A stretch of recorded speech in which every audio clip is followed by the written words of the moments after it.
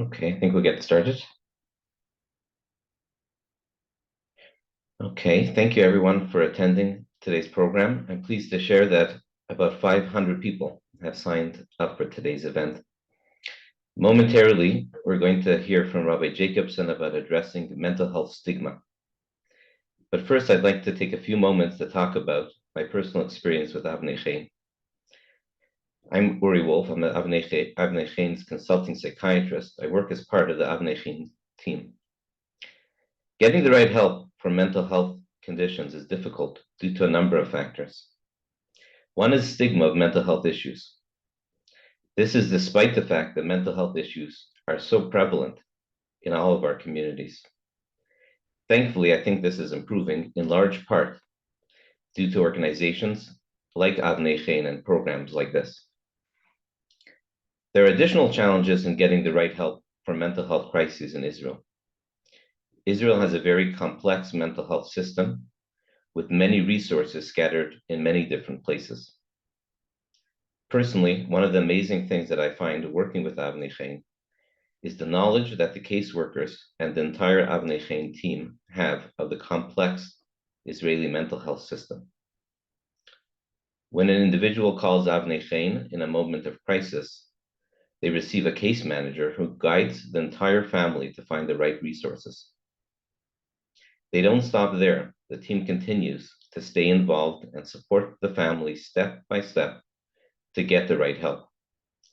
Whether that means spending hours on the phone, talking to therapists, psychiatrists, hospitals, social services, the legal system, and Rabbanan, they're there to ensure families get the support they need in a timely and professional manner. Avnei Chein team members are truly professional and receive ongoing education and regular supervision. Avnei Chein is an organization that's growing in both referrals and expertise. The need is expected to grow exponentially given the traumatic events since October 7. This means their budget is growing and they require the assistance of community partners. Information about how to become involved in Avnei Chein will be provided later. Before we get to our special speaker, please enjoy a short video about Avnei Chein.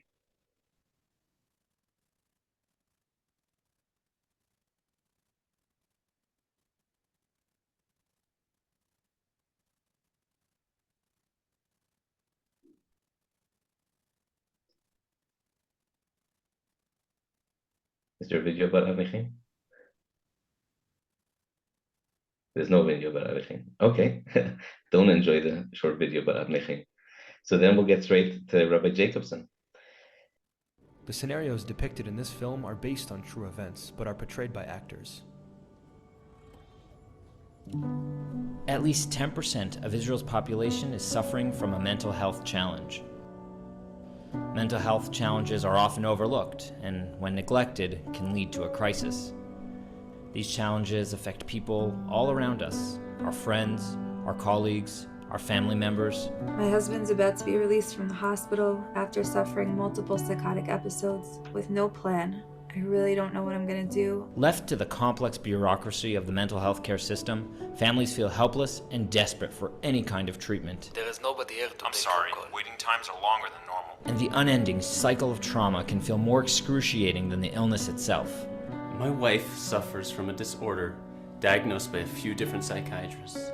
She can be violent and needs long-term treatment, but social services won't recognize her condition. What am I supposed to do now? The current state of mental health care in Israel is confusing and hard to navigate, and families are left with no clear path to find treatment. We were seeing an overwhelming number of mental health issues going unaddressed. And although we did the best we could to try to help him individually, it became very clear very fast that an organization was needed to help. And that was the start of Avnei Chein. At Avnei Chein, we ensure that families are not alone in dealing with serious mental health challenges. We take them by the hand and guide them through the mental health system, helping them to create a roadmap to stability and health. Those very first instances of crisis are the most terrifying and confusing. We assist people from those initial moments of crisis, and we're with them, hand in hand through their entire journey. We'll go with our clients to the different facilities and make sure they get the correct support and services they need. We check in on all of the family's needs, whether they are physical, emotional, or psychological. As the crisis support manager at Avnei Chein, I see the immediate and powerful impact our support has on the families that feel so lost and alone. Avnei Chein's mandate is to provide real-time advocacy, guiding and accompanying clients and families through the initial dark moments of crisis to the point where they can survive and flourish independently. We believe every person is a precious gem. It is our goal to help them shine. Whatever it takes, whatever it is that people need to feel that they're not alone when they're in crisis, that's Avnei Chein.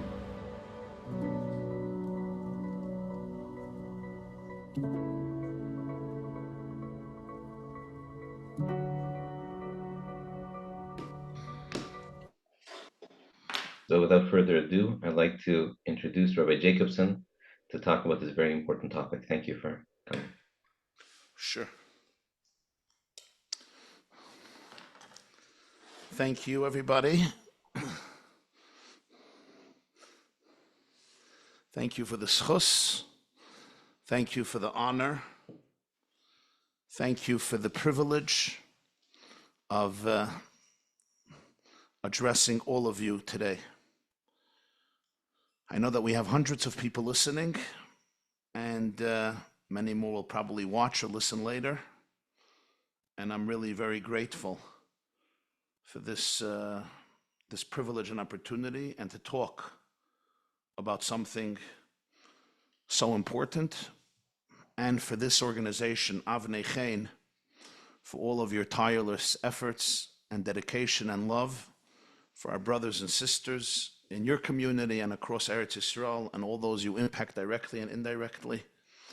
And V'hi noyam Hashem Elokeinu aleinu umasi yadeinu kainenu aleinu, as Moshe says, Yehi ratzon shetishra shechina b'maisi yadeichem.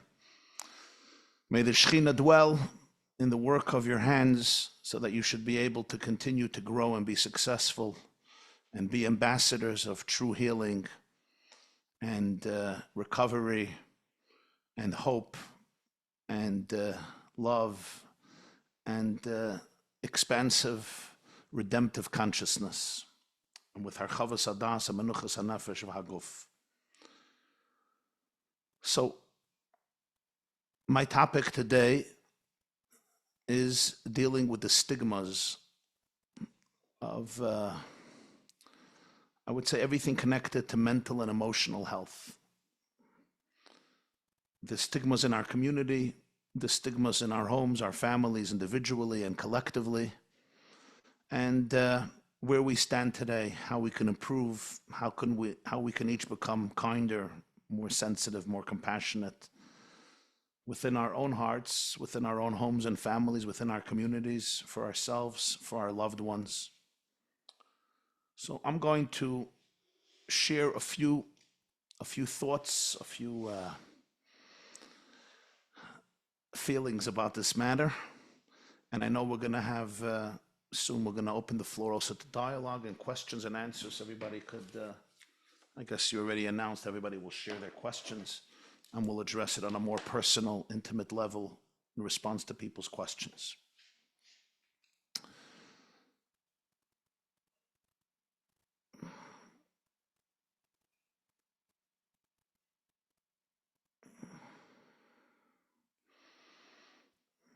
I think it probably won't be dramatic to say that in our generation, in our times, we are seeing something very strange happening. Maybe it's not so strange, but many people call it strange. Namely, an explosion in the mental health field based on a mental health crisis.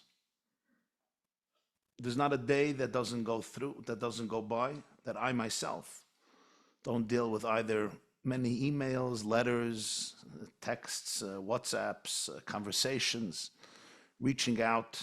This family, this community, going through a very difficult situation. People are wondering, why? What happened suddenly?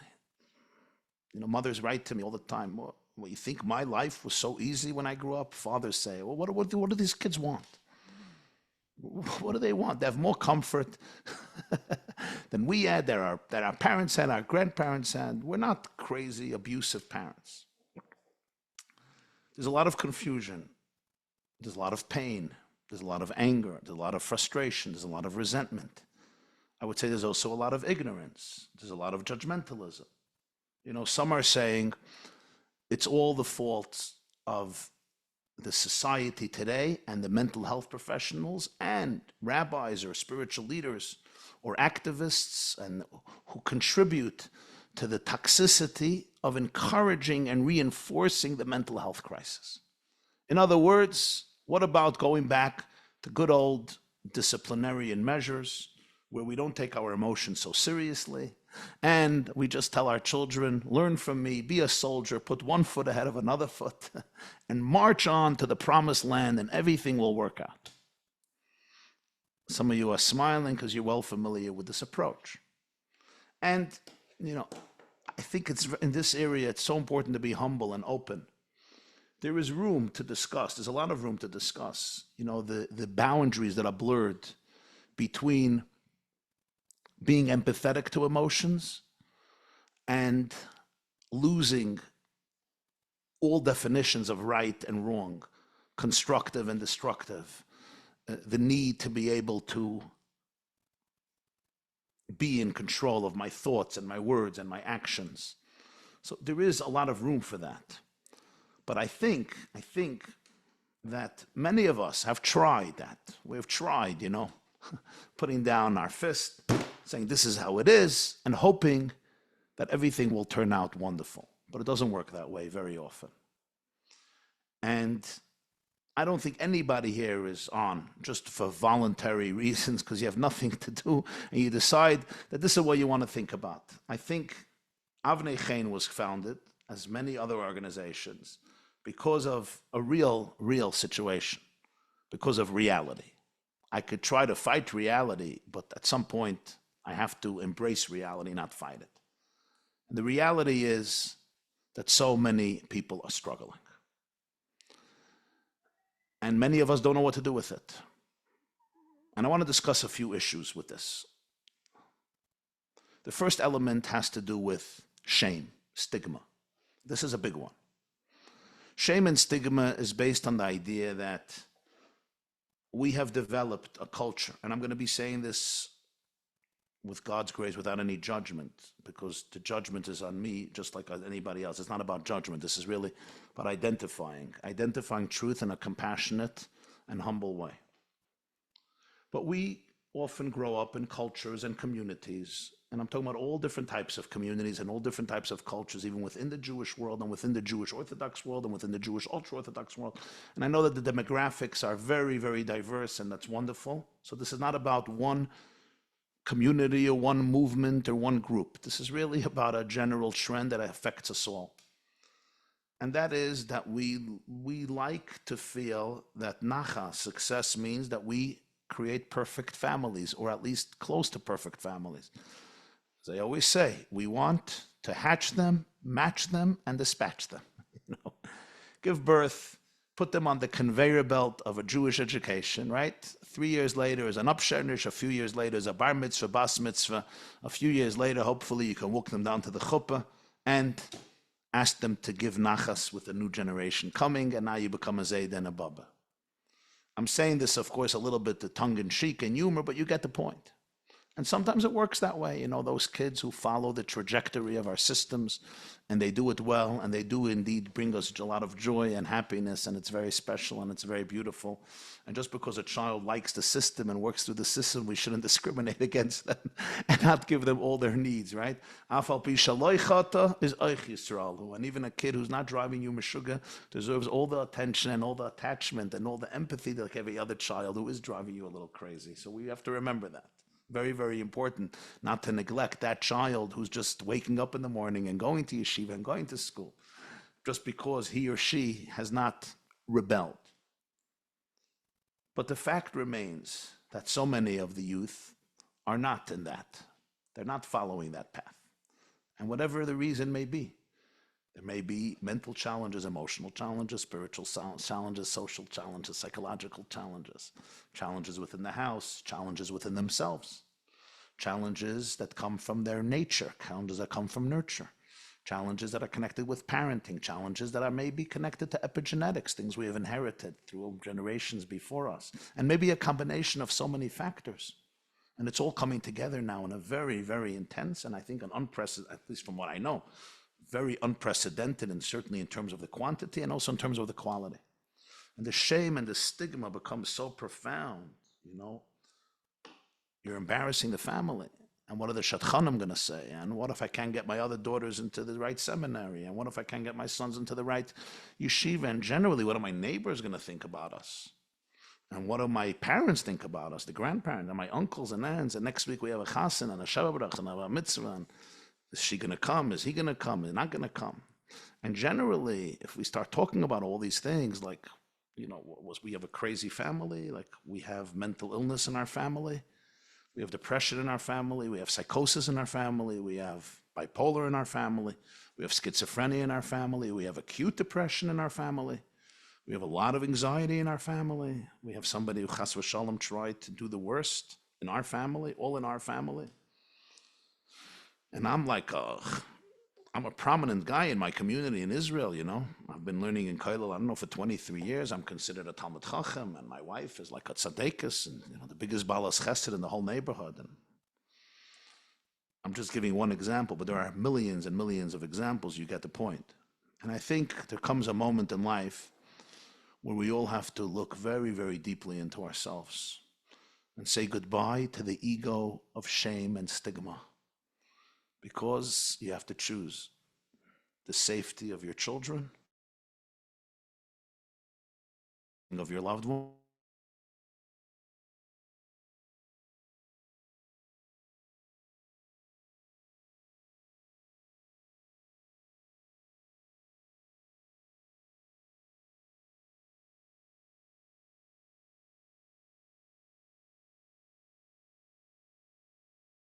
Ago, I did an interview with Rabbi Shimon Russell, who wrote the book Raising a Loving Family, a very good book, very special book. And we did a 3-hour interview, maybe some of you have watched it, about, you know, why my child hates religion, why my child hates Judaism, how to bring out the best in your children, how to create attachment and safety. And he shared a very, very personal experience. It touched me so deeply. He was in Lakewood. He lived in Lakewood for more than 30 years, learned in Kollel, became a therapist there. Classic, you know, Gateshead graduate, Lakewood, feine, I would say, Litvische, Kollel, Ben Torah, Talmud Chacham, younger man, following through, you know, the Lakewood system, Torah and more Torah and Yerushalayim, you know, Torah and fear of heaven, and a Jewish religious household on the most optimal level. And Baruch Hashem, God blessed him and his wife with 8 children. And as he put it, 6 of them, or 7 of them, struggled deeply, deeply with Judaism and fell out of the system. And he said one Friday night he was sitting at the table, grouchy, angry, upset. None of the children were following the system. You know, sit at the table. Let's sing beautiful songs. Mommy made the most delicious fish and soup and chicken and dessert, gewalt. Let's share something on the Parsha. Let's share something you learned this week in Mishnayos. Let's have an interesting conversation about Torah, about Yiddishkeit, about life, about the family. I don't know, maybe about Purim, about Pesach, whatever it is. And none of this was happening. Instead, there was confrontation and negative energy and darkness and anger and alienation and no interest at all in Shabbos and the holiness of Shabbos and the beauty of Shabbos and the transcendence of Shabbos. And he was very, very upset. This was not the Shabbos table we imagine, we dream of, we envision, we anticipate, we hope for.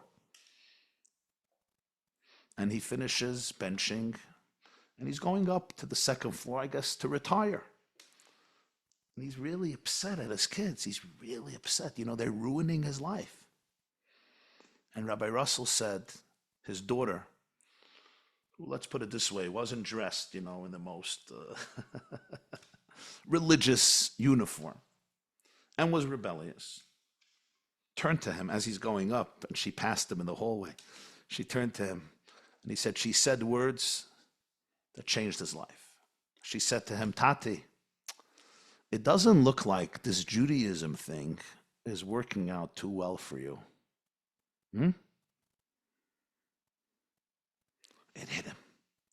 It was like a lightning bolt. Doesn't look like this Judaism thing is working out too well for you. You seem so miserable. And this was, it jolted him. Because she was honest. She's like, you're miserable. You're a miserable person. And at that moment, he said he had to make a choice, and he transformed his life. From being a slave to the society around him, you know what happened? He became a servant of God. It's a shift that happens deep in your heart, deep in your soul. Nobody has to see it, but you know it and heaven knows it. It's a very deep shift. It's ask not what my children can do for me. I ask what I can do for my children. It's not only what Hashem can do for me, it's what I can do for Hashem. It's to quote Mordechai's words to Esther Hamalka. Mi yodeya im le'eis kazois higat lamalchos. Esther was rebelling against Mordechai's message. Esther was defiant for good reason. It's not that she was always a defiant person. She was not. I don't know if she had, oppositional disorder or oppositional defiant disorder, ODD. But Esther said, Mordechai, your suggestion doesn't make sense. You want me to go into a king, to my husband, without permission. He hasn't been interested in me for 30 days. You walk in without permission. You come out with a head shorter. For what? Maybe I can rescue a people that I am now estranged from. I'll remain in the palace. Hopefully I'll stay alive. But if I go in, everybody dies.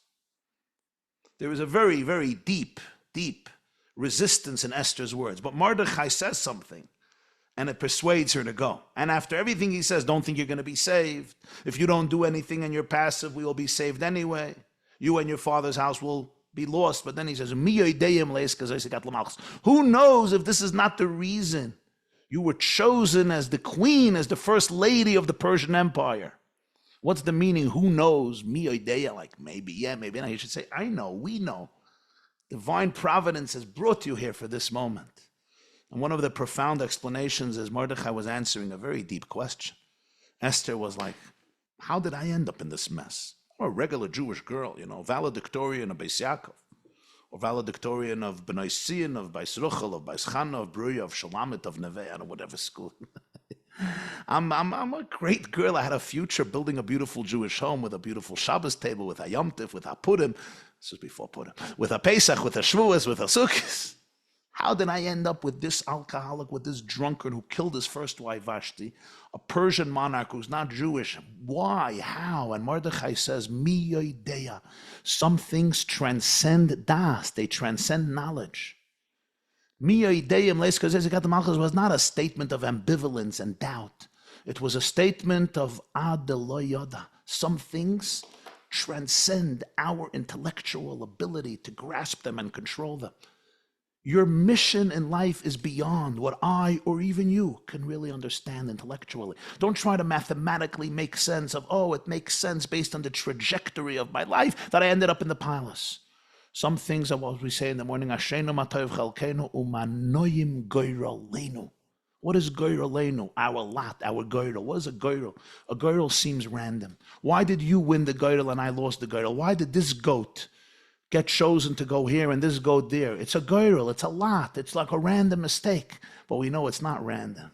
It comes from a place that's higher than our logic and intellect, because logic and intellect are also creations. This is what Mordechai was telling Esther. That's why Purim is called Pur. Pur means the goyrol, lot, just like Yom Kippur. Yom HaKippurim. Yom Kippur is like Purim, because Purim was also the lot.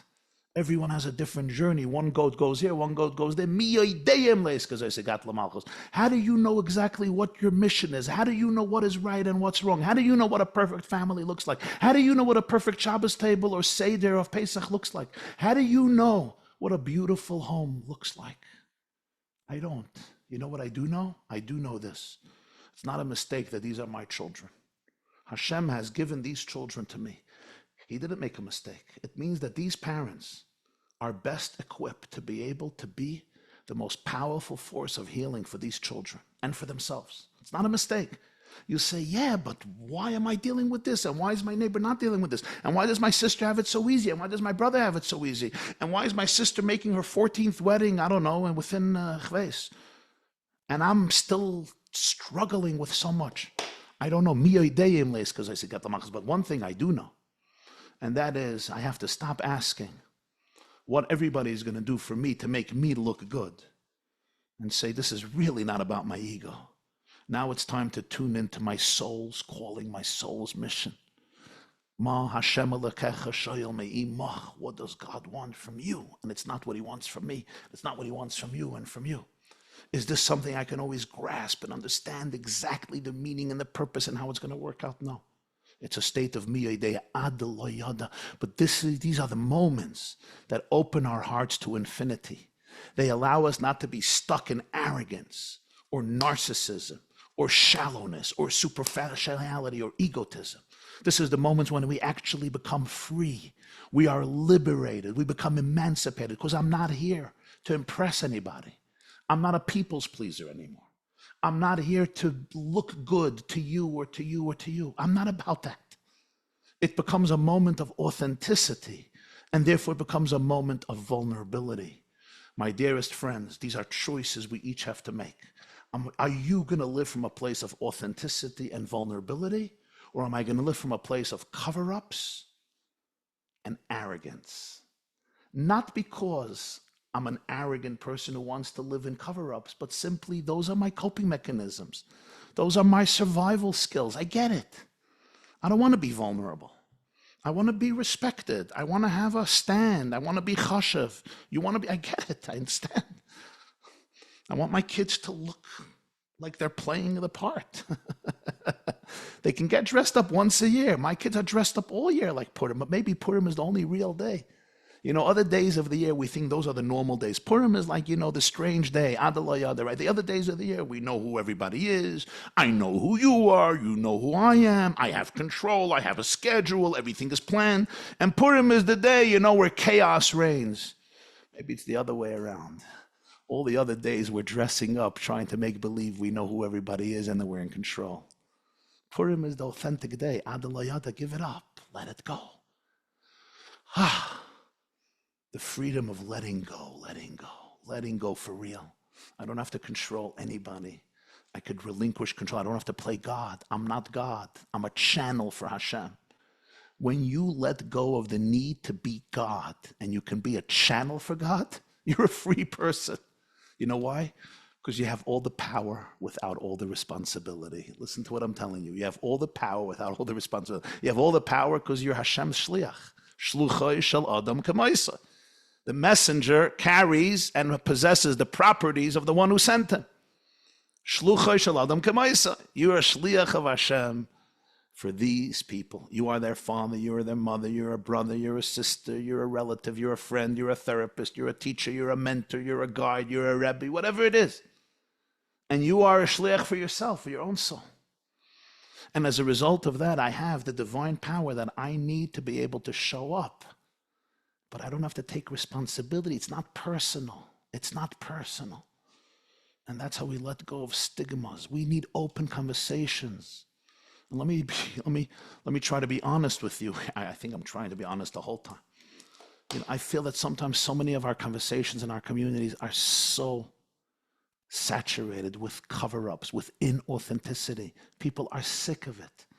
You will have to choose which team you're going to be in. Are you going to be from those who help us find a solution, or those who continue to wallow, kvetching and sighing about how terrible all of our youth are and how spoiled we are and narcissistic and confused, and all these parents who are enabling these meshugana kids to go crazy? They themselves are just completely confused. You're going to be part of the problem, or you're going to be part of the solution. We want authentic conversation. We want real conversation. There's nothing as liberating as being authentic and vulnerable. You know why? I don't have to carry the burden of trying to protect my vulnerability, trying to protect my humanness, trying to be what I am not. And our kids are so sensitive today to truth. They are done with cover-ups. They are done with religion that feeds toxicity, religion that has so much corruption and politics, so many ego games, so many cover-ups. They're done with it. They don't want a God that is toxic. They don't want a God that is based on lies. They don't want a religion that can't deal with real authenticity and creates these models of perfection that are maybe realistic for some people, but completely alienating for others. This requires a conversation where we could be truly open and real and vulnerable. And one day, I'm going to tell this to you. You will look at those children who made you struggle most and thank them. Because you will say, El Hanar Hazeh Hispalolti. Till you don't reach that point, know that there's still a lot of work. Until you're looking for another child, couldn't you be like your brother? Couldn't you be like your cousin? Couldn't you be like me? You're not in the game. You're disconnected. And I say this without judgment, trust me, with a lot of compassion, but you're not connected. Only when, like Chana, you could look at your child and say, El Hanar Hazeh Hispalolti. It's for this child that I prayed. I can't thank you enough, and I can't thank Hashem enough for giving you to me. You are my pride. You are my joy. When I see you, my heart swells with love. Now you guys are thinking, Rabbi, why? Which planet are you living in? Do you know my child? Do I get an applause for that? Which planet are you living in?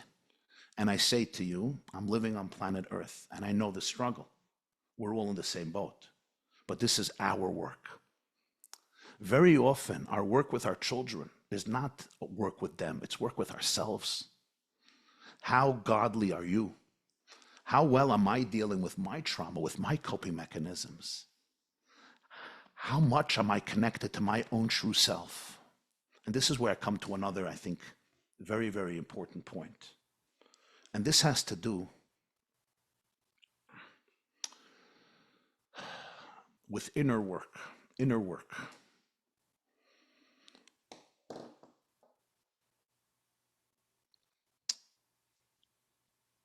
When we are watching in our communities, in our children, in ourselves, you may be listening and you're going through these struggles. What is the most difficult thing that happens? The most difficult thing that happens is that it's very, very easy to project our problems on others, to blame others, or to get very angry and resentful and lose the plot. And this is where we need to learn how to regulate ourselves. The real work of being there for people who are struggling is, do we know how to truly, truly be aligned in ourselves? Because all I can give you is me. I can't give you anything else. All I can give you is my authenticity, my blood, my heart, my soul, my truth, my light. I can't give you anything else. I can't control you. I don't want to control you. I can't manipulate you. I don't want to manipulate you. I can't exploit you. I could, but I don't want to. I also can't. At the end of the day, it'll come back to haunt me. But I don't want to. What I want to give you is I want to give you my truth. I want to give you my neshama. I want to give you my soul. For this, I have to have a relationship with my soul. So let's talk about parents and children for a moment, or teachers and students, educators and disciples. Whatever the relationship, parents and children are obviously the most intense and intimate relationship in terms of connection. But this is true about all relationships, husbands and wives. When my child is behaving a certain way or going down a certain path, and I'm being very, very triggered, and I'm now living in a place of despair or guilt or shame or fear or a lot of anger and resentment or so much anxiety, the real work here is not to change my child. The real work here is to change me, to change myself.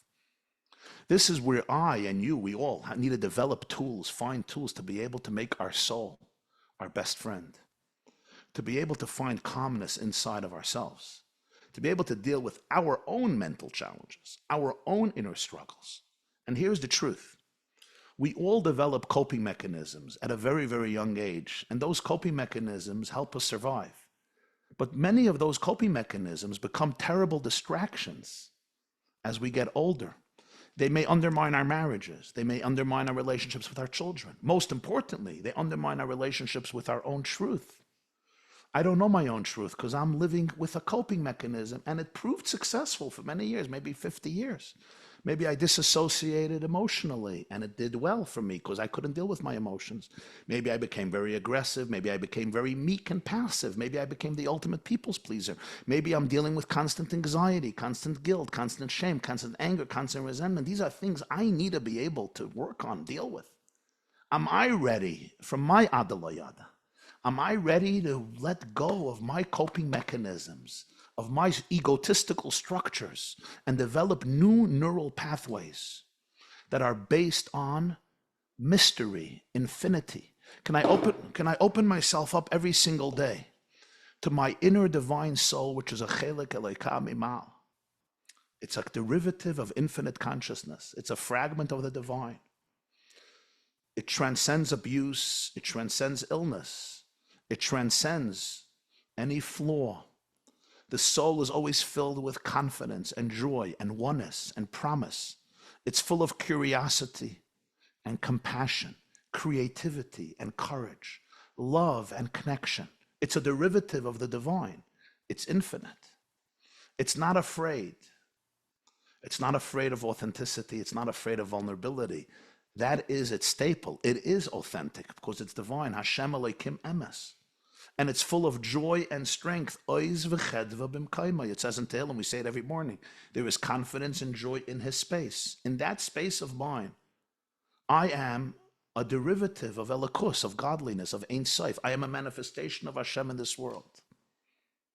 Or to put it in very deep, deep spiritual, Kabbalistic, and Hasidic terms, basically, this is a famous expression of one of the great masters. A neshama is Elokus nasa nivra. A soul is the way Hashem's infinite light becomes embodied in you and in me. When I go to that place, there is so much love. There's so much truth. There's so much connection. But I have other voices. Those are the coping mechanisms. We call it my animal consciousness, my animal soul. The voices of my body trying to survive, and my nervous system may not have regulation. The more we, you and I, work on this, the more we become the most honest people, the best version of ourselves, the more we learn how to regulate our nervous system, the more we create a link between the mind and the body. Because the language that connects the mind to the body is the nervous system. But if I never learned how to regulate it, if I never learned how to listen to the language of the body, you can be inspired and hear a great speech today by Rabbi Y. Jacobson and by our great psychiatrists and therapists and psychologists and life coaches and pedagogues and brilliant orators and guides. And it's great. And you go home, or you're already home probably, and you say, you know what? Tonight I'm going to respond differently. Tomorrow morning I'm going to respond differently. I know what to do. And let me tell you, friends, doesn't work. You know why? Because she comes into the kitchen, he comes into the kitchen, they say something, and you're triggered. Your body feels unsafe. Your body feels unsafe. And there is a reason for it, because it's triggering something inside of you that is very, very deep. And it's not about your child, it's about you. Those of us who realize that are on the way of tremendous, tremendous healing and redemption. Because now I could take responsibility. This doesn't mean what my child is doing is right or wrong. We're not talking about that. We're talking about our reactions, our triggers. Can I identify the triggers inside my own soul and work on them? Because when I can show up with my divinity, with my godliness, to my child, to the struggles of my child, everything is different. My child won't feel my anger. My child won't feel my judgment. My child won't feel the need for me to control their life. What my child will feel is unconditional love. Unconditional attachment, unconditional connection. And then that will allow them to heal. Because when I believe in them, they'll be able to believe in them. But I can only believe in them is if I have a relationship with me, if I believe in me. And I'm not talking now philosophy. This is not another lecture that Rabbi YY is giving. I'm now talking about visceral knowledge and experience. When you feel that, when you connect with that, you radiate it. And when you radiate it, the people around you also change. There's an insight I once shared. I saw it somewhere and it touched me so deeply. You know, at Pesach, we have this custom that we take the afikomen and we hide it. It's called yachatz. We break the matzah and then we hide the matzah. And who finds it? Our children go and find it. And they are the ones who may hide it, and then they'll retrieve it and reveal it to us, and then they want an afikomen prize. And sometimes parents get really upset. You know, why'd you steal my afikomen? Bring it to me. And they negotiate. And then when your children are satisfied, they will give you the afikomen. Mazel tov, we could continue the Seder. And there's a deep message here. The deep message is what we hide, our children are going to reveal. We all have our afikoimens. They're called tzafun. Tzafun means it's hidden. What we hide, our children are going to expose. They're going to reveal. Now, I may have hidden it for 50 years very successfully. I may have suppressed it or repressed it to a point that it was completely below the surface and I had no knowledge of what is going on. I was so detached and so disconnected. So even though I was living in active trauma, I have no awareness of anything and I'm just following things by rote. And those of us who are successful people know that our trauma can create a story of success, but we are living in a survival state. We are living with coping mechanisms that paralyze us and debilitate us and take away our emotions and our bliss of life. Life was not supposed to be made to live in misery and agony. You weren't supposed to be fighting with your kids and fighting with your spouse and hating God and hating the world. That's not how life was supposed to be designed. I know we're living in gullahs, we're living in exile. There's a lot of pain. But now we want to prepare for a redemption. We want to prepare for a transformed state, and the transformation begins inside of me. So things that I hide, my children bring to the fore. It's called the afikomen. And when my child holds up that afikomen and says, hey, Tati, look. And suddenly I get to see some of my demons. Some of my coping mechanisms, some of my skeletons, some of my ghosts, some of my most painful things. My instincts say, run away, run away, run away, run away. Just smile and make believe nothing is happening, but I am angry. And others have this voice, fight, attack, scream at your kids. This is chutzpah, this is disrespectful. Everything I did to you, how dare you speak to me this way? Sorry, you were triggered. Now I am the 3-year-old. My child is 9 and I'm 3. My child is 16 and I'm 2. Or you could do something else. You could look at the afikomen. You can hug your child and say, thank you. Thank you for this gift. Come, let's continue the Seder. And now we could both say together, L'shana haba b'Yerushalayim. Next year, this year in Yerushalayim. In other words, we can together go and celebrate our redemption, because I didn't run away from my afikomen. I embraced my afikomen. And let me just tell you, it's not always easy. There are voices in our animal consciousness in our body that are very, very scared. Remember, and here is a truth about life. It says in Sfarim that marriage is a second birth, meaning the soul comes into the body once, and then when we get married, it's like the soul reborn again in this relationship with your spouse. The other day in a shir, I explained what that means, at least one of the aspects of what I think it means. And that is, every neshama comes down to this world with a special mission, with a special tikkun. Everyone has a light to bring to the world. Every one of us. The Mishnah says, everyone is supposed to say, for me the world was created. It's not a narcissistic statement. It's the supreme Jewish perspective on life. There is something at stake in the universe that only you and you and you and you and me can fix and repair. And no one else before you or living after you will ever be able to do this. This is your mission that is exclusive to you. And every single one of us has that. And that includes fixing things and repairing things and confronting things and subduing darkness and transforming darkness. And it's based on your mission, that you have your parents and your circumstances and your mental challenges. This is not a mistake. It's not a tragedy. It's a journey. I don't understand it. You don't understand it. We don't have to understand it. Let me tell you something. The deepest things in life We can't understand. We don't have to understand. We don't want to understand. I'm going to say it again because this is precious. I heard it from the Rebbe. The deepest things in life, we can't understand. We don't have to understand. We don't want to understand. Are you going to reduce the relationship between a mother and a baby and a child to an intellectual, mathematical game? Oh, yeah, I'm responsible for the baby because legally there's no other guardian and I'm the guardian. Therefore, I'm responsible. Therefore, I'm going to nurse you in the middle of the night. It's true, but it's much beyond that. The deepest truths about ourselves are intrinsic in our DNA, beyond moichin, beyond logic. Our mission is rooted in Adalayada. The less logical we are about it, the more we could be open to it. And therefore, everyone has a mission, and we sometimes have to fix things. And if I don't fix things, when I get married, it's my soul coming down again because my wife will probably challenge me and bring up those stuff. Could give me an opportunity to heal what I didn't heal yet. And your husband, the same thing. This doesn't mean every marriage you should stick through. Sometimes it's too abusive, it's too unbearable. He's not ready to be fixed or she's not ready to be fixed. But if you're both ready, what I didn't do before my marriage, I have an opportunity now in my marriage to heal through my relationship with my spouse. Because what happens very often in marriages, his trauma triggers her trauma. Her trauma triggers his trauma. If they both get entangled in their own trauma, they start killing each other because they're meant for each other and their traumas are killing each other.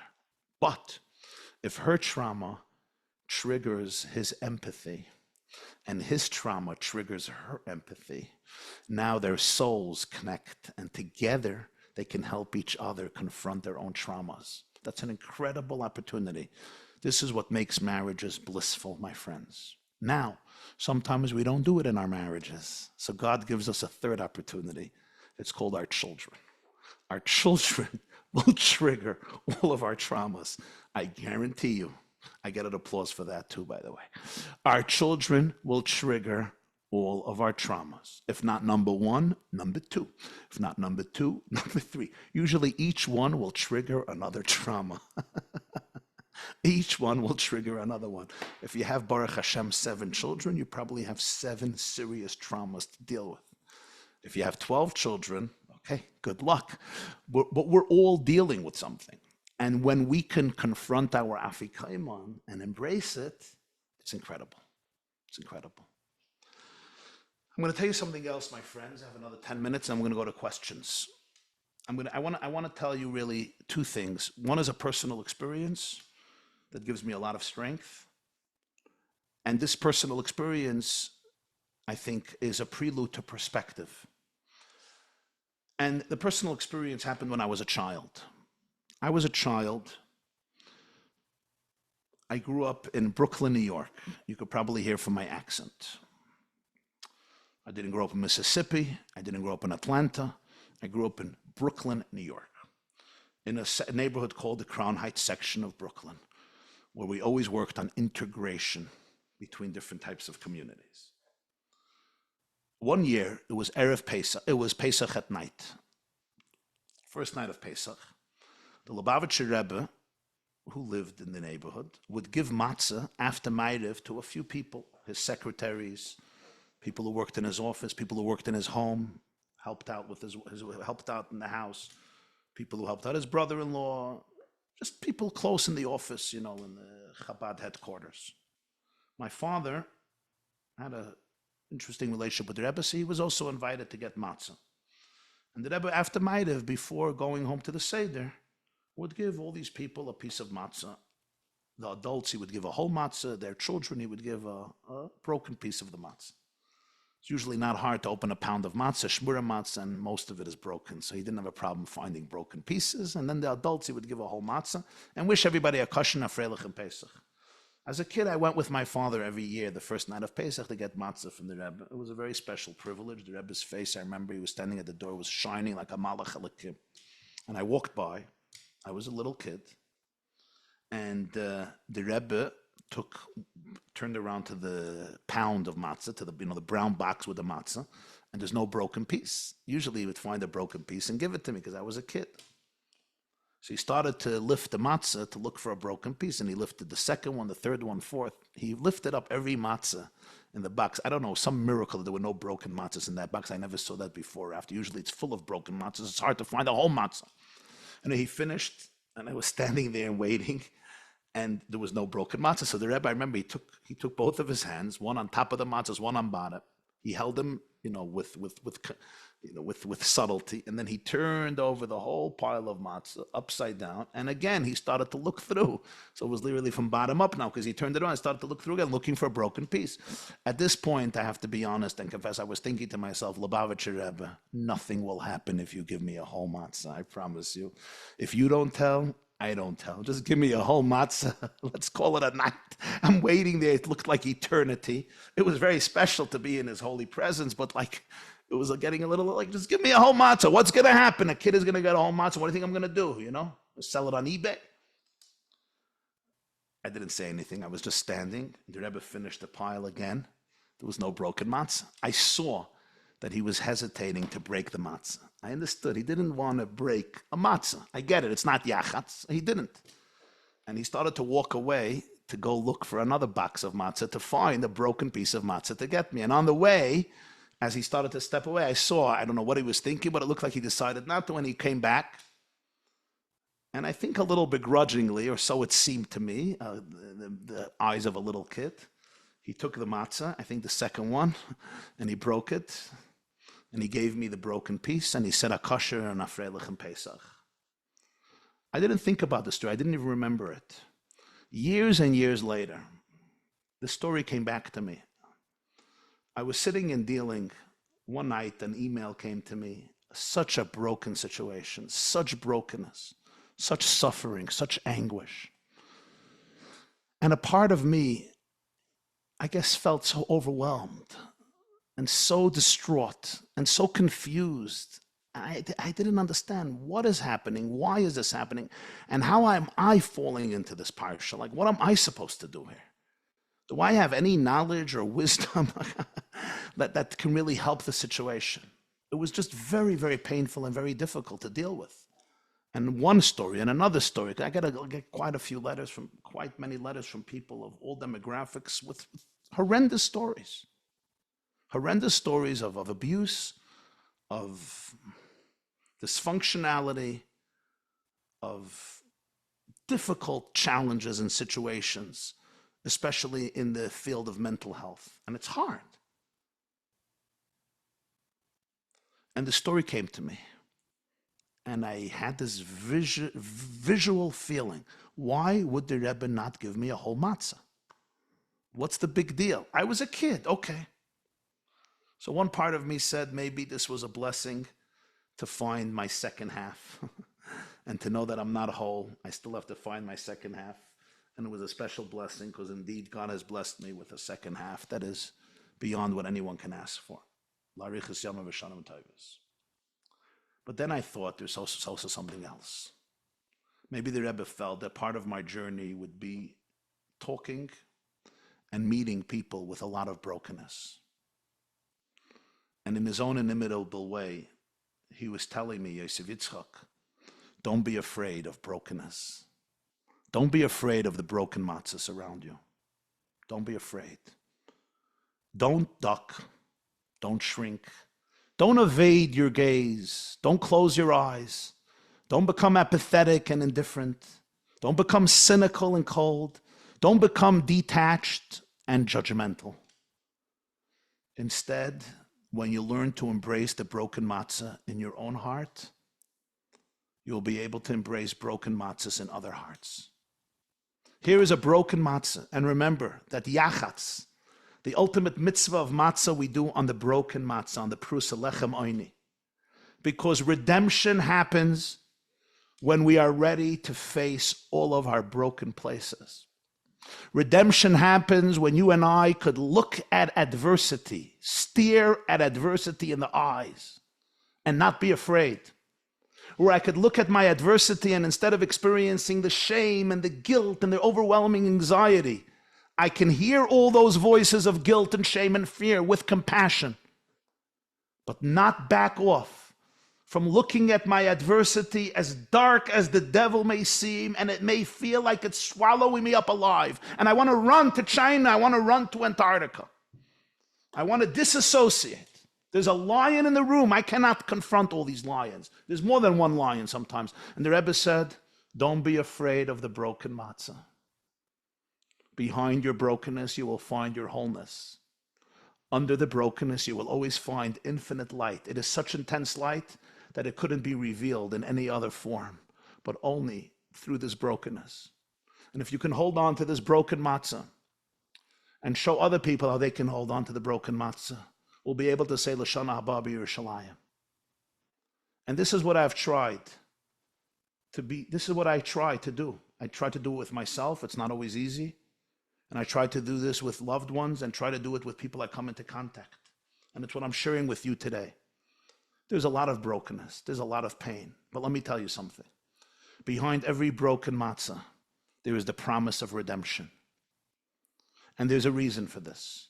Nothing in the world, not nature and not nurture, not genetics and not even what happens in the utero, not epigenetics, and not all of the circumstances and events and experiences we go through in life, even when we're talking about bullying, even when we're talking about sexual abuse, even when we're talking about emotional neglect, even when we're talking about all forms of emotional pain and anguish, things I'm articulating and things I'm not articulating because either I can't or because I don't know.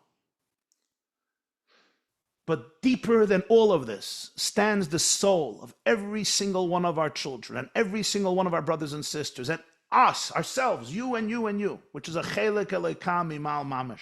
It's a derivative of divine infinite consciousness. We are ultimately infinite consciousness having a finite experience. Yes, I can get swallowed up into that finite and sometimes painful experience.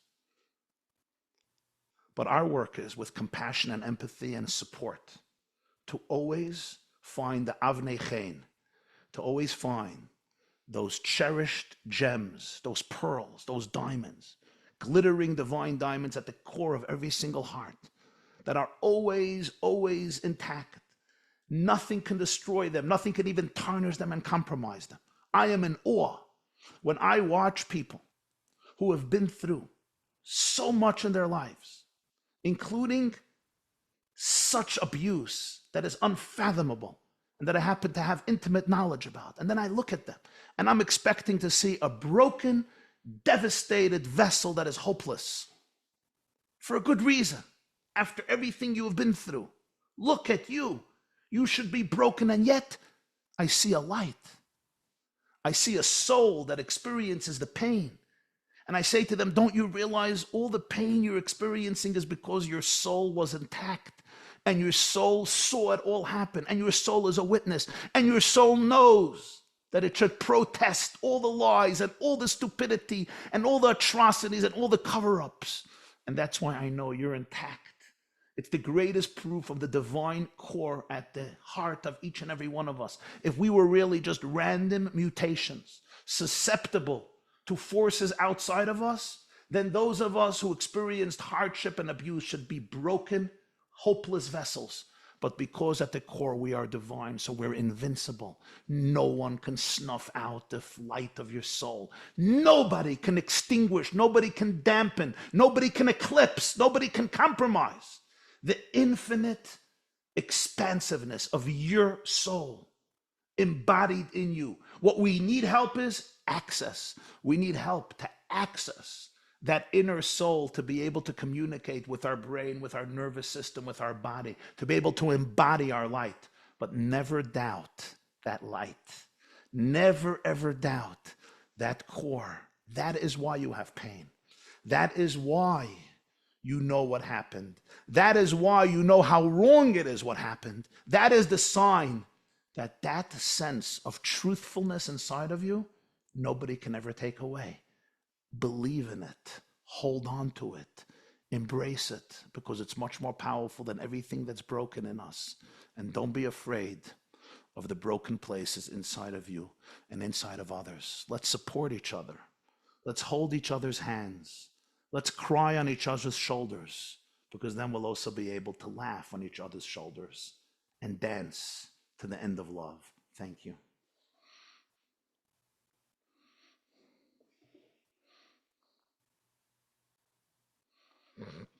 Thank you so much, Rabbi Jacobson, for the absolutely inspiring and really powerful reflections and talk about the concepts of mental health and concepts of mental health challenges and switching the way we can greet that experience. It was really so powerful and so appreciated. So thank you again. Thank you for the schus. Baruch Hashem. So we have a couple of questions, and I'm going to combine a couple of them because they cover a similar theme. So the first question that was raised through some of the people who are participating here is, how do we find shidduchim for adult children with mental health diagnoses on medications? Most medical shidduchim groups are not accepting mental health patients, and concurrently, there was an individual themselves that said that they are single and have a diagnosis of bipolar and would like to get married very much, and are really struggling with navigating the shidduch system. And when do you bring this up, and how do you navigate this? I'd love to hear your thoughts on it. Yeah. And this is a question for me, right?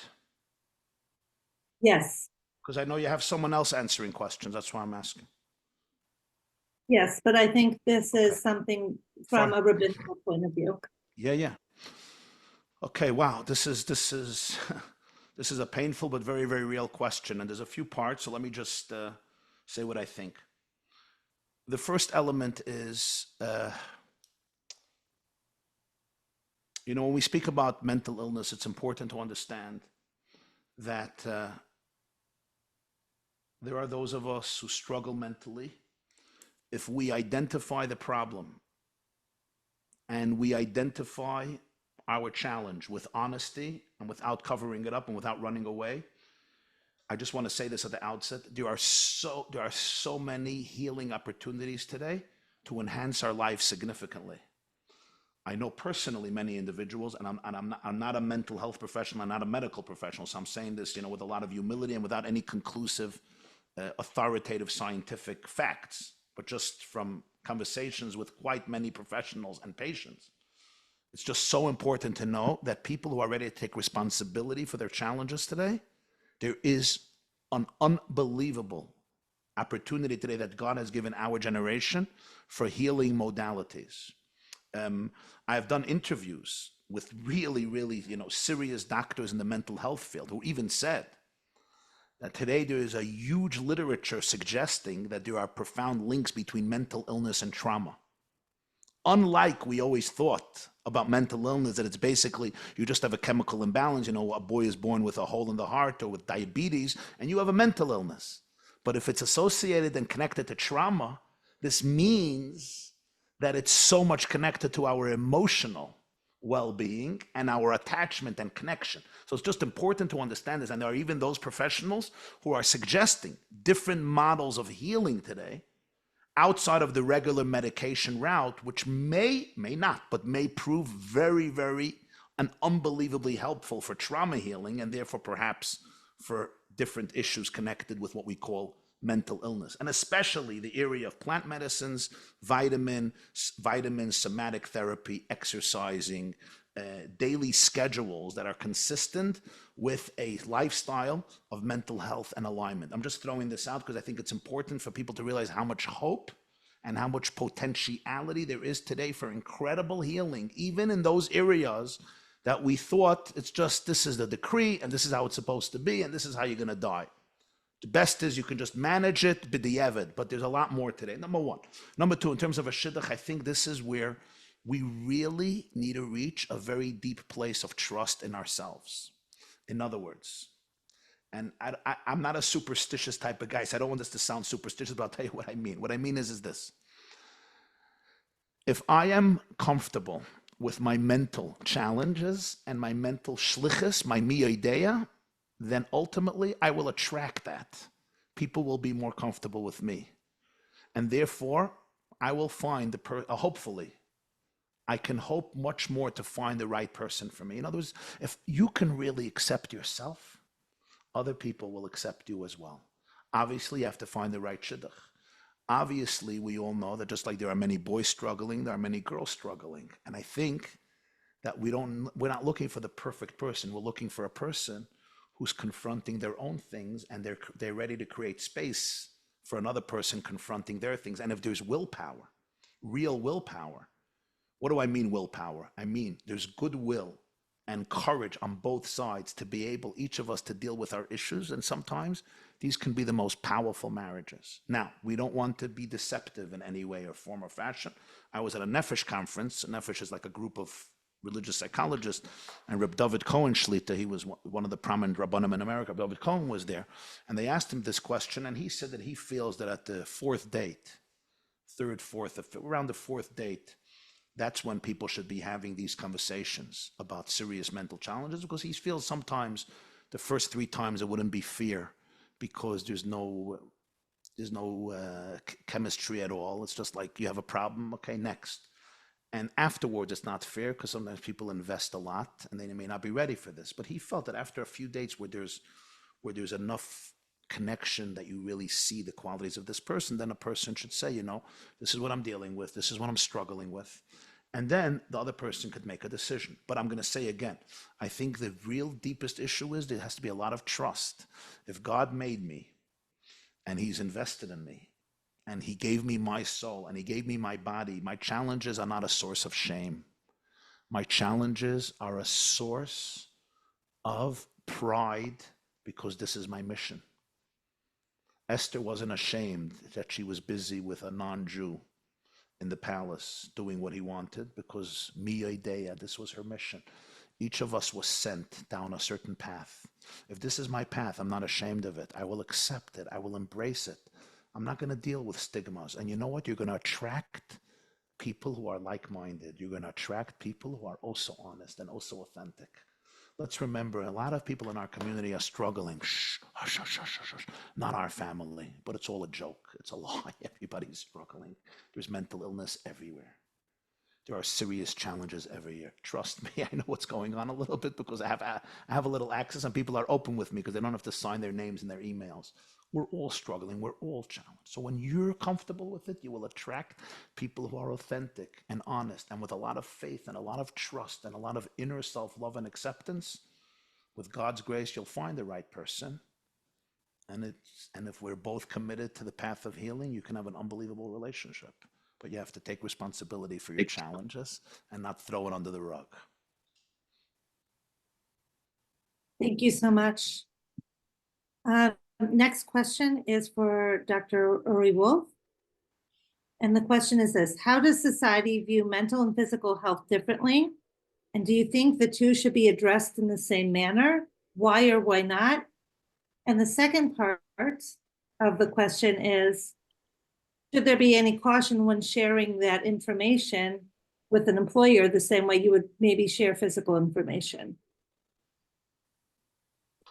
That's an excellent question.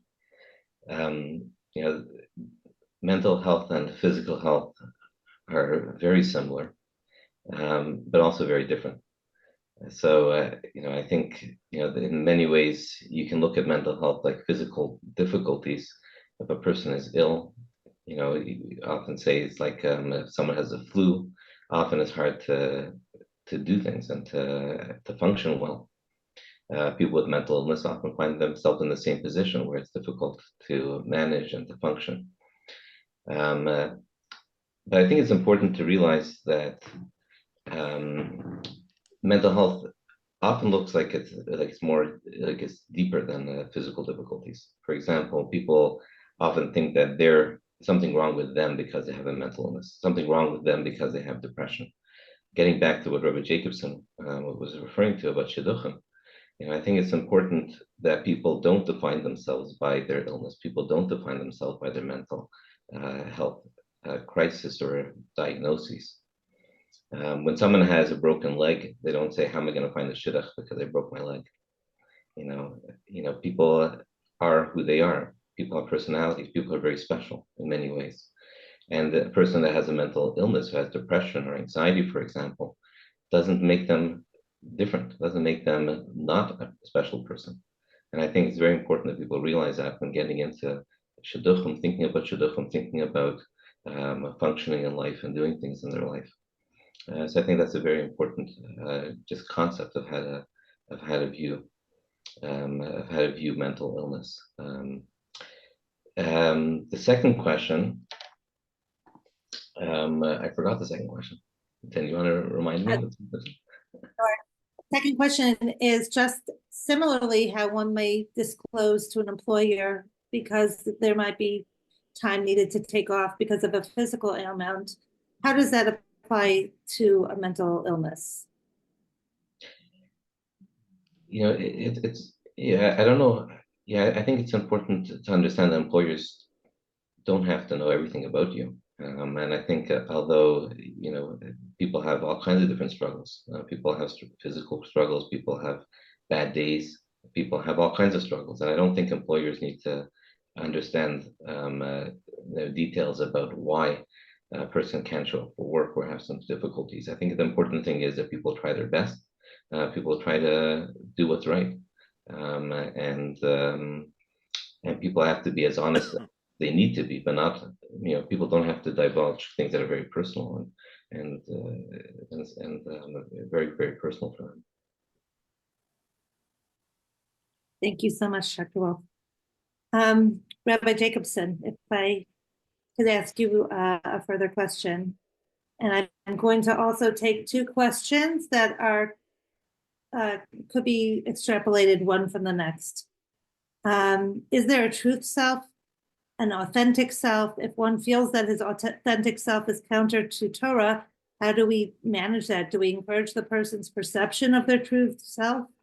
And I think this really goes into the second question of somebody mentioning, how do we deal with fearing the choices our children are making, especially when it's against our values and what we believe in? Wow, both brilliant questions, excellent questions. Okay, let me address the first question first. What if my authentic self is completely contrary to the Torah way of life, to Torah's values? My authentic self is telling me things that are exact opposite everything Yiddishkeit or some things Yiddishkeit says. Which one do I embrace? Do I suppress? Do I repress myself and embrace Torah, or do I say to the Torah, bye-bye, you can go somewhere else. This is not for me. Excellent question. Let me tell you how I see what Torah is. The very famous expression in the Medrash that when God created the world, he used a blueprint. Like every good contractor, there's a blueprint that you follow, that the architect has drawn. And the blueprint was Torah. The Zohar says, he looked into the Torah and created the world. What's the meaning of that? Well, he needs a blueprint. He didn't know what to do. He's like the contractor I have here in the house. Like, what? Even today's contractors barely use blueprints. That's why our houses look the way they do. So God had to use a blueprint. The answer, of course, is that what this is really saying is that the design of the human brain and the design of the universe is a reflection of Torah. So if I'm finding an inherent contradiction between my authenticity and the Torah, either I'm not being honest enough with myself, or the Torah that has been fed to me is a very, very distorted Torah. In other words, when we find I think this is one of the most important core ideas of the Jewish mystical tradition of Kabbalah and Hasidus. Like there's a whole Sefer Tanya that's based on this core. If you know your authentic self is a reflection of the ultimate divine consciousness, which means, in simple words, that the authentic self is filled with infinite love and attachment and connection. The core of the self is full of holiness and authenticity. And all of Torah is basically trying to cultivate a life of authenticity and love and holiness and attachment. I may be living with a distorted version of Judaism. That's true. And you know what? I may need to be able to detox. One of the most devastating things I heard from a young man was, he told me he can't keep Shabbos because he was sexually abused in shul every Friday night, because on Shabbos, the shul was empty. Everybody went home. And that's when the predator used the unique energy of Shabbos to do the unthinkable. So he says, for me, Shabbos is Gehenna. It's abuse. So yeah, for him, Shabbos equals devastation, emotional murder. And we have to respect that with compassion. We must respect it with compassion. But is that what Shabbos is? The whole idea of Shabbos is the exact opposite. Shabbos is the time that we detox from technology and we bond with our spouses and our children and ourselves in the most intimate way for 26 hours. That is Shabbos. So I think it's extremely important to understand this. If Judaism is in defiance with your authentic self, I will maintain, at least this is my deep conviction, and I think with some life experience as well, and a feeling for what pain looks like, I would say patience and compassion. Find out more about who you really are and find out more about what Judaism really, really is. And I'm not saying that there's no mitzvah that may be difficult for me at the moment, but ultimately every mitzvah in Judaism is here to flex the muscles of our soul, never to destroy our authenticity. If you could find me a mitzvah that destroys people's authenticity, I will tell you, either you don't understand the mitzvah, you don't understand yourself. And if we're teaching such mitzvahs, then we need a lot of help. And we're distorting Judaism. This brings us to the second question. Your children may be making choices that are very, very painful for you. And there is a need to grieve and to cry. But here's the deal. Very often, much of these choices, they're drifting away from their parents, has to do with a very, very deep pain and trauma inside themselves. Okay? I'm just going to give one very simple example that doesn't prove true about every case, but just one example, an illustration that is very authentic for many situations. If my child or me, I went through 10 years in school and I was not a success story. I saw myself as a loser. Not because the teachers or principals were abusive, they were not. But because I looked at myself, I compared myself with the 5 top kids in the class, and I felt like a loser. So for 10 years, this relationship with my school has caused me intense pain and an intense feeling that I am not good enough, I am worthless. When I get older, I may want to disassociate from this source of pain. And anything connected with school, with Torah, with God who put me into this system, causes me a tremendous sense of inner anguish. The worst thing my parents can do is scream at me, rebuke me, shame me further, which only means I will go further away from Yiddishkeit. They're intensifying the trauma that Judaism caused me. And this is not blaming anybody. This is just understanding, diagnosing the pain. What the parents can do best for this child is become closer, become more attached. This starts healing the wounds of the child. The child says, my from father is not on the team that's causing me so much pain. He's actually causing me delight. So I have a problem. My from father puts on tefillin. He davens, he learns. Hey, I thought Judaism is the source of trauma and abuse. So now there's cognitive dissonance. My father is so loving. My mother is so loving. What's going on here? And you know what? This is the beginning of healing. So when your children are making bad choices, and destructive choices, be very, very careful not to damage the attachment, not to damage the relationship.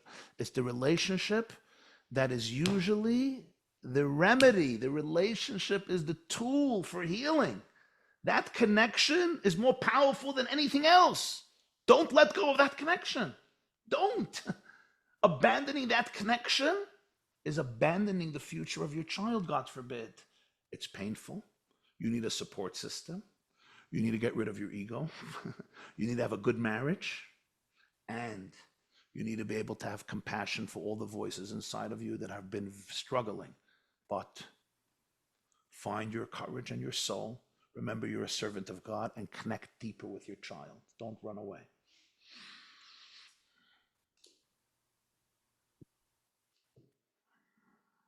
Thank you so much. And I think it's, you really touched on a point that's so sensitive and very applicable to so many people.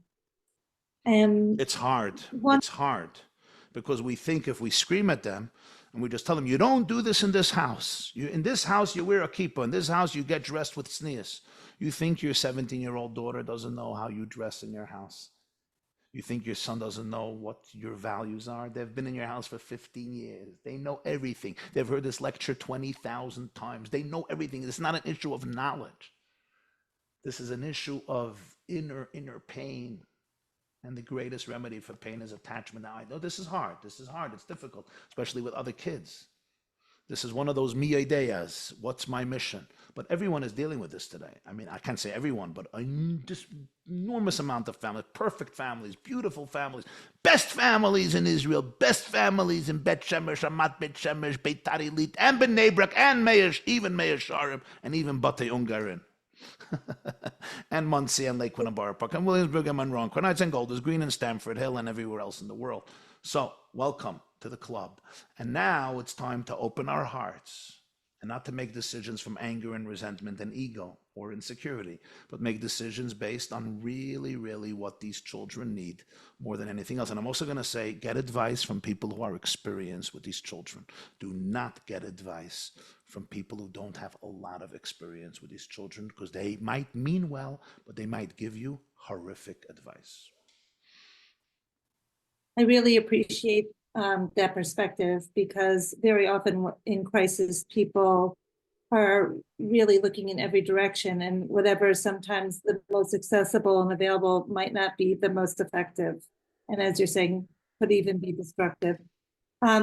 I have one quick question. If we could just really, this would be a 1 to 2 minute answer, because we need to wrap up, but I think it really touches on the core of Avnei Chein's mission, because Avnei Chein, when we work with families, it's not only for the individual who is going through the mental health crisis, we really look at the whole family and the whole family system, and the whole family, that nobody exists in a vacuum. And so the final question for Rabbi Jacobson would be, what else can or should our communities be doing to help those who are suffering with mental health challenges, or even their families? What could we do more and better as a community to create a cohesive support system? Excellent. I would say 3 things that we can all do immediately. First of all, it's teachers, parents, educators, principals, educating themselves about this, educating themselves in a very, very serious way, understanding the struggles of what people go through. If I'm a parent today, or a teacher, a Rabbi, or a Yeshiva, a Menahel, Menaheles, Mechanech, Mechaneches, whatever it is, Mashgiach, Mashpia, any age, and I am not keenly aware of the inner state of a child, and how important emotional attunement is, and attachment and connection and safety is, I'm not allowed to parent and I'm not allowed to educate. I will make horrible mistakes, not because I'm a bad guy, but simply because I'm clueless. We have a duty to educate ourselves, especially if you're in the field of education. I was talking to a principal of a huge masifta in Chicago. You know, he's there for more than a few decades, and he told me an epiphany that he had, and I was grateful to hear this epiphany, but this is such a foundation.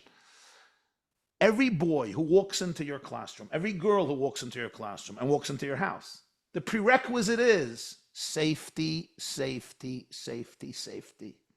Are they feeling safe? If they feel safe emotionally and physically, they can be regulated. If they can be regulated, they can absorb things with their prefrontal cortex, not with their amygdala. If they can absorb things with their prefrontal cortex, they can grow to become healthy human beings and beautiful people and Jews. If they are sitting in my shul, in my beis medrash, in my seminary, my school, in my cheder, my Talmud Torah, my bet sefer, my tichon, whatever it is, and they're not feeling safety, they're feeling judged, they're defensive, the principal is about to punish them, the teacher is angry today, there's no education. All the education is skin deep and superficial. So we owe it to ourselves. Just like I have to know the curriculum, just like I have to prepare the Gemara I'm teaching, the Chumash I'm teaching, the Mishnayos I'm teaching, the grammar, the math, the biology, the science, whatever it is, Lahavdil I'm teaching. Before all that, prepare something else. Will every kid feel safe in my classroom? Will every child feel safe in my house? That is a different skill set. That's not IQ, that's EQ. But it's equally important, and between you and me, it's much more important than academics, much more important. I mean, academics are important. We cherish academics. We're the people of the book, but emotional safety is more important. If you give me a choice, my kid could go through 8 years of elementary school and feel emotionally safe, even if the learning, won't be at the highest level, or the learning will be on the highest level, but they will be emotionally unsafe. I know what I'm going to choose. Of course, I want both. I'm a Jew. I want the cake. I want to eat it too. But we all know what we have. I think that's number one. I think number two, this is very, very important, is our ability to have conversations in a free and open way to create support systems. Parents shouldn't feel alone. Parents feel so alone. There's nobody to talk to. Who am I going to talk to? Another person who's going to think, oh, this is the crazy family. Oh, I wonder what mashagas is happening over there. Why are their kids so sick? If that's happening, there's no support. We all need to get rid of the stigma. Everyone, trust me, everybody is dealing with something today. I'm laughing. It's not funny. My point is we're all struggling. I'm struggling. You're struggling. We need to be vulnerable and authentic. If we could talk about it, create an environment of safety. Mothers can talk to each other. Fathers can talk to each other. Siblings can talk. I think creating support systems. We have support systems for cancer patients. We have support systems for other physical illnesses. And it's amazing, all the Bikur Chaylim, when it comes to mental illness, there's so much silence. There's so much stigma. And I understand why. I'm not judging it. There's a lot of shame here, a lot of embarrassment. But so many people are struggling. We don't have to be embarrassed from each other. So let's create those groups. Every community should have such groups.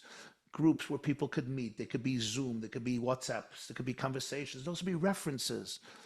Professionals. I found an amazing doctor in England. I found somebody who microdoses with an amazing remedy or a vitamin. It's helpful also to have the pressure on one person to find all the help in the world and to get that one doctor who's an encyclopedia. It's very rare. It's very, very rare. But with a support system, you can also get different perspectives. It would be so, so helpful to people. The third thing I think we can do, and this has to do with, I think very much of us, I think with what we do individually, I think what we can each do with ourselves is be able to reach a deeper place of acceptance. A deeper place of acceptance is stop fighting your child. Stop fighting the state of being of your child. Embrace it. Because the more we fight it, I think, the more we don't allow healing to happen. It's like, I'm going to make my kid normal. I'm going to make you fit in. You don't fit in. You don't fit in. There is neurodiversity here. You're neurodivergent. I'm also neurodivergent, if you haven't realized. You're neurodivergent. The question is what we do with our diversity. Can we make space for it? Can we trust it? Can we believe that God has a mission for us, or we're just the losers of society, the dregs of society? The more I can accept other people with real dignity and grace, I can make a space of safety for them. When I create a space of safety for them, there is much more opportunity for healing. I would say even that many mental challenges at the core is a lack of safety. It's a trauma that caused me to go crazy in order to be able to survive. If your father, your mother, your therapist, your friend cannot be afraid of your outbursts and stay there with you in that space without judgment and without me going crazy, we can sometimes recreate those same initial challenges that caused the trauma and help the person confront them with more ease and dignity. That's why our sages say that real tshuva is going back to the same place, the same time, the same woman, oise makam, oise zman, oise isha, and redoing it differently.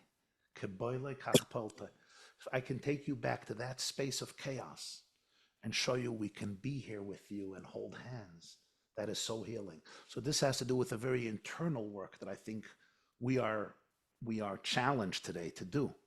And that is really go to a place of a very, very deep, calm acceptance that comes from empowerment and strength.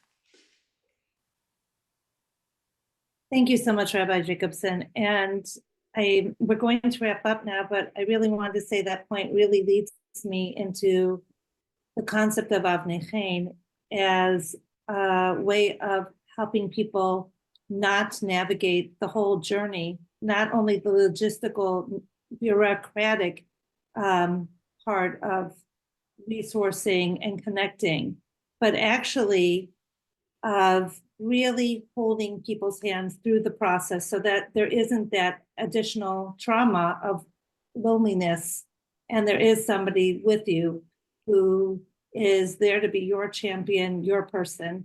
And this was the brainchild of two wonderful or founding families, the Jacobowitzes and the Greens, and of creating Avnei Chein for that purpose. So I'd like to turn that over now for Rabbi Green to wrap up with a couple of words, please.